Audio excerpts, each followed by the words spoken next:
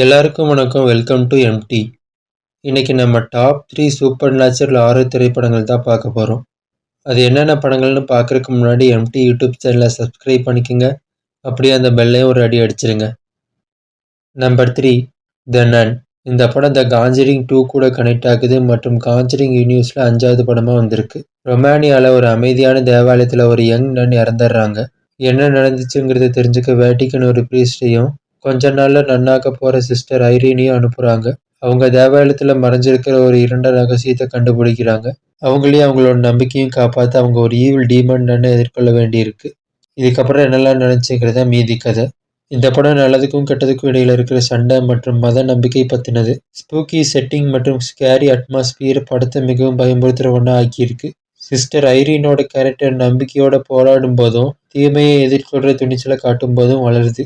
Evil நன் வேலைக்கோட ஆரம்பத்தை இந்த கதை சொல்லுது. இந்த படம் காஞ்சரிங் யூனிவர்ஸ்க்கு கூடுதலான விவரங்களை சேர்த்திருக்கு. Number 2 ghost ship. பெருங்கடலோட தொலைதூர பகுதியில் 40 ஆண்டுகளுக்கு முன்னாடி தொலைஞ்சு போன ஒரு பெரிய பயன்படுத்துகிற பேசஞ்சர் ஷிப்பை ஒரு போட் க்ரூ கண்டுபிடிக்கிறாங்க. ஆனால் அவங்க அந்த பழைய ஷிப்குள்ளே போன உடனே அந்த போட் க்ரூ அது காலியாக இல்லைங்கிறத உணர்றாங்க. பயன்படுத்துகிற ஆபத்தான ஒன்று அங்கே வாழுது.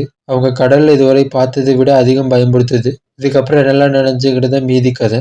இது ஒரு பழைய பயன்படுத்துகிற கப்பலில் நடக்கிற ஒரு பயங்கரமான படம். பேராசை மற்றும் துரோகம் எப்படி மோசமான நிகழ்வுகளுக்கு வழிவகுங்கிறது இந்த படம் காட்டுது. இது பெருசாக விமர்சனங்களை பெறல, ஆனால் பயன்படுத்துகிற காட்சிகளுக்காக மக்கள் மத்தியில் பிரபலமாக இருக்கு. குறிப்பாக படத்தோட ஆரம்பத்தில் பயங்கரமாக ஒன்று நடக்கும். கடந்த காலங்கள் நம்மளை தேடி வர்றதையும் சில இடங்களை தனியாக விடுறது நல்லதாங்கிறதையும் இந்த படம் காட்டுது. Number 1 Amityville horror. இந்த படம் அமிட்டிவில் ஹாரர் ஃபிலிம் சீரீஸில் 9வது படமாக வந்திருக்கு.